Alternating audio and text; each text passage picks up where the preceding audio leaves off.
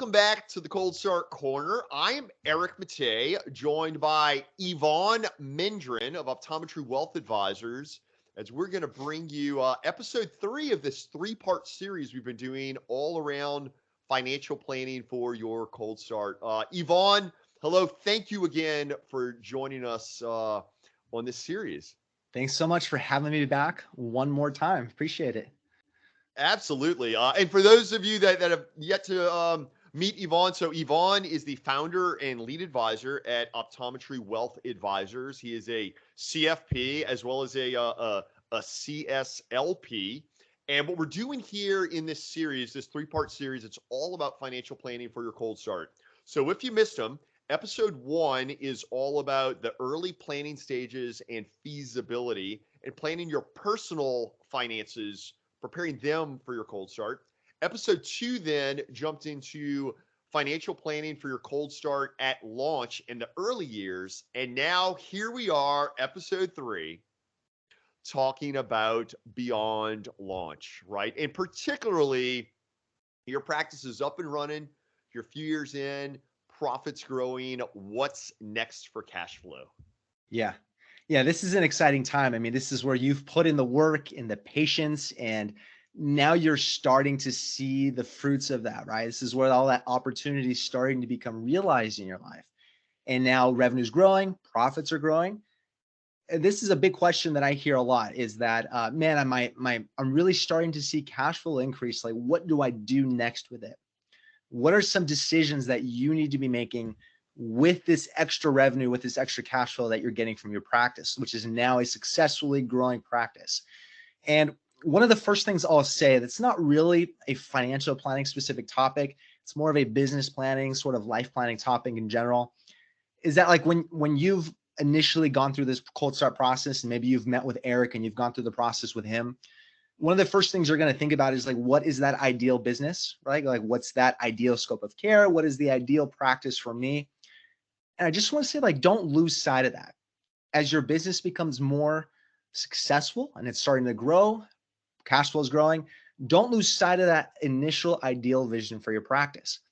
Don't lose sight of what your ideal life is outside of your practice, right? How much time you want to spend outside of the business with your family, friends, community, whatever that is.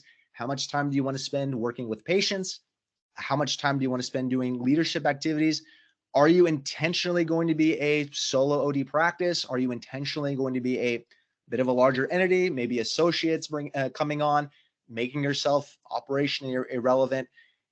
What is that ideal business to you? And the reason that's important is because your business will take every ounce of energy and time from you that you allow it to, right? So are you building it with some guardrails to figure out, okay, how does this fit in with what my ideal lifestyle as an owner will be? So just keep that in mind as your business is getting more and more and more, because it's easy to just let it take it all from you, because it will absolutely will.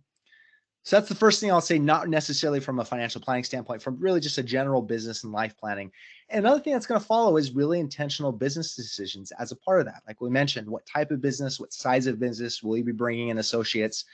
One of the things I want you to think about, though, and it may sound weird to think about this right when you sort of open up, is that how will you exit the practice? Now, the ideal time to think about exiting your practice is not at the point where you're going to be exiting your practice. That's something you really want to be thinking about from doors open, right? What is your ideal scenario where you're going to be exiting your practice? Because everyone will at some point, in some way, shape, or form, you're going to be leaving your business. So how do you want to do that? And that's going to be mixing in with your business decisions. Someone who is a solo OD practice is going to think about exiting your business differently from someone who has an internal succession plan with associates, or someone who wants to sell to a third-party entity.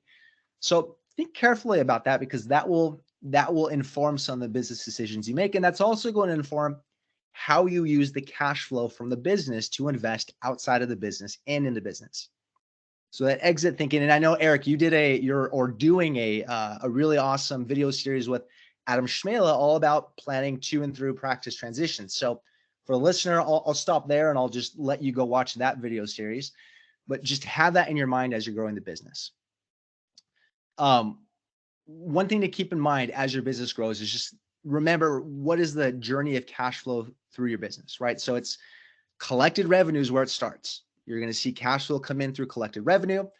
It's going to tackle core operating expenses, right? Your occupancy cost, your staff employment cost, maybe OD employment costs, hopefully your own salary and reasonable wage, your market-based wage is a part of that as your for your work in the business. So your collected revenue is going to tackle your core operating costs. And then there's certain things that are going to demand cash from you. Number one, taxes. The government's going to want cash from you. So you need to have a plan for those taxes, set aside money for taxes. Your lender is going to demand cash from you. Typically, that's a part of you're thinking about that as a part of your monthly expenses. So you don't usually need to plan especially for that, but making sure that you have cash for that. Next, your business itself is going to demand money from you, meaning that you're going to need to know that you have the appropriate cash buffer in the business, whatever you and your professionals are and your advisory team are saying is appropriate for your business. You want to make sure that the cash buffer bucket's filled. And also you are planning for any future investment. And then lastly, once those other buckets are filled, and if you have cash left over, then you have some decisions to make. How do you want to build your own net worth and invest in your net worth outside of your practice? Could be paying off debts in the practice, outside of the practice. Could be investing in your retirement accounts through profit sharing, for example.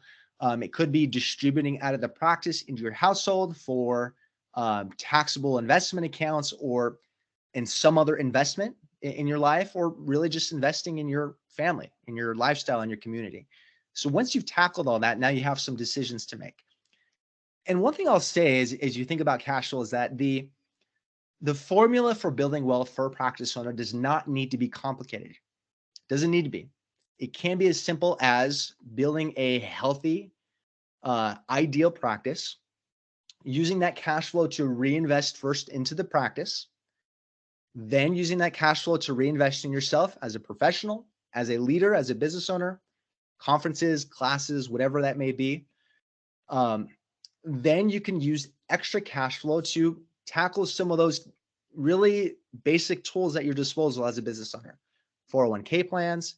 If you have a more established practice and you're a little bit older, and you have consistent cash flow, maybe like a cash balance pension plan. But those retirement accounts are really low-hanging fruit that are really useful tools to help you build wealth, even like HSAs, health savings accounts, Roth IRAs. And then outside of that, you've got taxable investment accounts. I mean, there's really unlimited amount of ways you can use that, and you don't have a limit. So there's a lot of these really basic, easy tools that actually have like really passive investing that can absolutely provide the means for you to build wealth, to build financial independence. If you want to add extra spice on top of that, like if you want to add extra complexity into your life through practice real estate, through privately owned real estate, things like that, go for it. You can if you want to. You do not need to. You have enough complexity and energy and time being spent in this business that you own, this big investment that you own in the business. You can't just allow your other investments to be these passive investments and spend the rest of your time and energy with your family and your community and doing other things you want to do. That's it's a really exciting time for any doctor when they get to that stage. Any business owner, you get to that stage with their business where these considerations are coming into play. And you hit on a number of really key points, Evon. I think number one of which, don't lose sight of that vision. Yeah. Those core values and that vision. And then building on that, realizing that you will be exiting the business at some point, right? You will be. Yes. Yeah. So then it's a matter of like, okay, so how then do we build that plan such that the vision for exit we're hitting there, but also how do we in that financial plan continue to fuel the flame of that vision of that business and kind of keep it stoking, if you will. So wow, man, we've really hit on a ton of kind of really cool stuff through this Yeah. three-part series that is financial planning for the cold start. So, we started in episode 1. It was all about preparing the plan and feasibility and preparing household financials. Episode 2 then jumped into, financial planning for that cold start through launch in the early years. And now here in episode 3, all about, beyond launch and as profit grows, where to go next Yeah. with cash flow. So, I suppose as we kind of wrap up the series here, Evon, any other considerations, thoughts, suggestions as doctors, presumably many of which are considering cold starting or purchasing a practice? Any final thoughts? Yeah, a few thoughts as we sort of wrap this series up and what to think about as your business is growing. One thing to think about that's not always fun to think about, what is super important is just managing the risks in your business and your life in general, those financial risks. So with your business, just think about the what ifs. What if something happened to me as the owner and maybe the primary optometrist in the practice? How would that affect my business? How would it affect my family? How do I plan against that? If you have two owners in the practice, what if something happened to one owner? What happens in the practice then? Uh, these are usually where you really want to work with your financial advisor and a good attorney that's familiar with estate planning and business planning as well, and start to plan against some of those things. Those things are not always fun to think about, are not always exciting. They're important, but not always top of mind for most people, but are critical not only to the continuation and success of the practice if something were to happen, but also so that your family's provided for in those worst case scenarios. So just think about risk management, the what ifs in your life, both in the practice and in the household.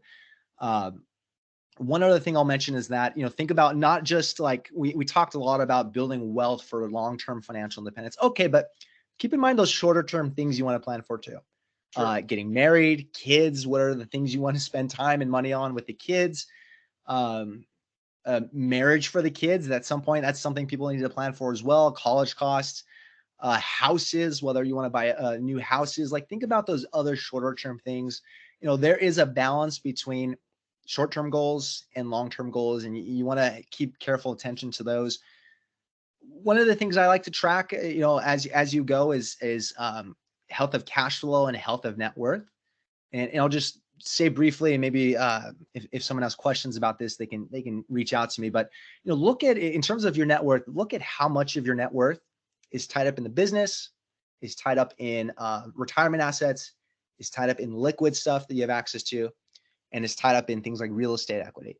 Just keep careful track of that, because that will impact your decision-making and flexibility throughout your career, and especially as you get to the time where you need to exit. One other thing is look at cash flow. How much of your cash flow in the household, that is going towards spending, is going towards saving and investing, it's your savings rate, is going to debt, your debt to income ratio, and going to taxes. Keep a careful look on which of those 4 buckets. For me, it's those 4 buckets. For you, it can be different ones, but look at which buckets, which categories your cash flow is going into. One last thing, and I'll wrap up here, is that, and I wrapped up the last video with this as well, is that remember, as a small business owner, even though your practice and your household are 2 separate financial entities, their finances need to be separate from one another. The financial planning that happens between the 2 are intertwined. The financial health and decisions that affect the practice affect your household, and the financial needs and the health of the household are going to affect the practice, because you're going to need to draw from the practice to fund that. So keep that in mind when you're making decisions in one or the other. It's going to affect both of them together. Always have both of them in mind. From my perspective, hopefully your advisors are looking at it that way as well. That's the way I look at it, because they completely affect one another. Absolutely. Evon, this has been a really great series here. As a matter of fact, I've been jotting a ton of notes. Really, like a lot of really remarkable insights you shared here in our time together in these last 3 episodes, all about financial planning for the modern cold start. So how can folks connect with you if they want to advance the conversation, learn more? Yeah, explore how you can help them. check out my website, optometrywealth.com. You can always feel free to just email me, Evon, EVON, at optometrywealth.com. Check out my podcast, the Optometry Money Podcast, wherever you get your podcasts. Find me on LinkedIn. Feel free to reach out. Really, if you just have questions, if you just want to learn more about what to think about in these times, reach out to me. I'm happy to just have a conversation about that, give you whatever help and guidance I can, even if it's not a great fit to go any further than that. Fantastic. Well, Evon Mendrin, thank you so much for joining me here at the Cold Start Corner. Viewers, if you're looking for more great content like this around planning, developing, launching your Cold Start, be sure to subscribe to the Akrinos YouTube channel. Visit the Cold Start Corner at Akrinos.com and follow us on the socials. Mr. Evon Mendrin, Optometry Wealth Advisors, thank you again so much for being a part of this series. On behalf of all of us here at Akrinos, Eric Matei signing off. Take care.